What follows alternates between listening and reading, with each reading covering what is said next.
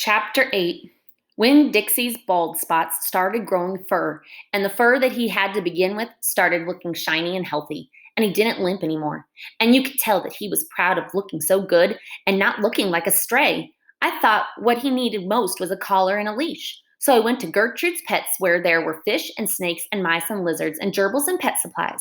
And I found a real handsome red leather collar with a matching leash. When Dixie was not allowed to come inside the store, there was a big sign on the door that said, "No dogs allowed."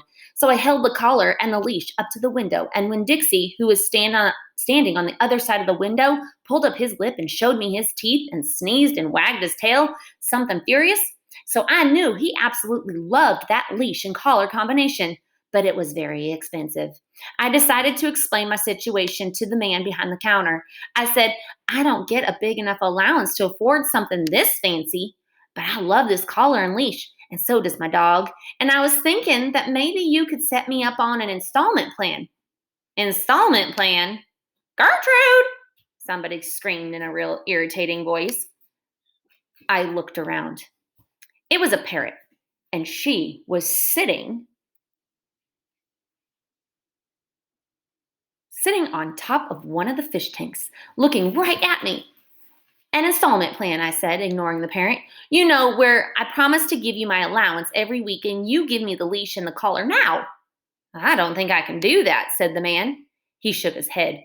"No, the owner, she wouldn't like that." And he looked down at the counter. He wouldn't look at me. He had this thick black hair and it was slicked back like Elvis Presley's. He had a name tag that said Otis. "Or I could work for you," I said. "I could come in and sweep the floors and dust the shelves and take out the trash. I could do that." I looked around Gertrude's pets. There was sand and sunflower seed shells and big dust bunnies all over the floor. I could tell that it needed to be swept. Said Otis, and he looked down at the counter some more. "Gertrude!" the parrot screamed again. "I'm real trustworthy," I said. "I'm new in town, but my daddy is a preacher. He's the preacher at the Open Arms Baptist Church of Naomi. So I'm real honest. But the only thing is, when Dixie, my dog, he would have to come inside with me because if we get separated for too long, he starts to howl something terrible." "Gertrude doesn't like dogs," said Otis. "Is she the owner?" I asked. "Yes, no, he finally looked up. He pointed at the fish tank. "That Gertrude, the parrot. I named her after the owner." "Gertrude's a pretty bird?" "Gertrude's a pretty bird," screamed Gertrude. "She might like Winn-Dixie," I told Otis. "Almost everybody does.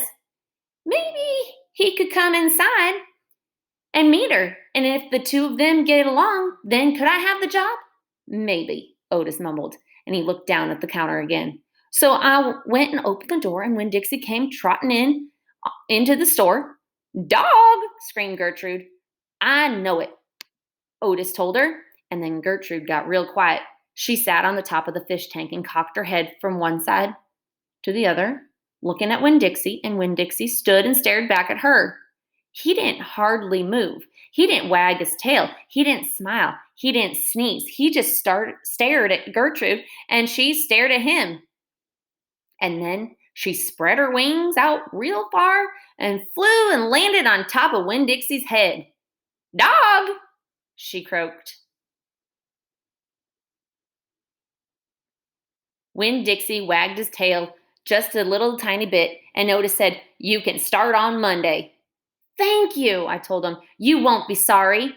On the way out of Gertrude's Pets, I said to Winn-Dixie, "You are better at making friends than anybody I have ever known. I bet if my mama knew you, she would think you were the best dog ever." Winn-Dixie was smiling at me, and I was smiling down at him, and so neither one of us was looking where we were going, and we almost bumped right into Sweetie Pie Thomas. She was standing there, sucking on the knuckle of her third finger, staring in the window of Gertrude's Pets. She took her finger out of her mouth and looked at me. Her eyes were all big and round. "Was that bird sitting on that dog's head?" she asked. She had her hair tied up in a ponytail with a pink ribbon.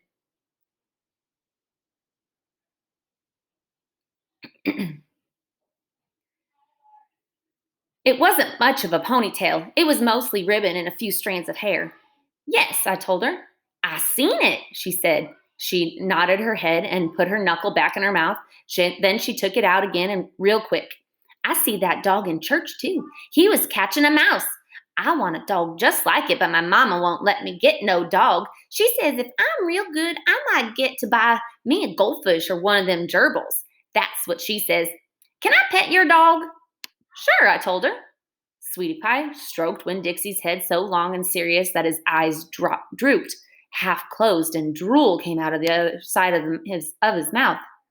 I'm going to be 6 years old in September.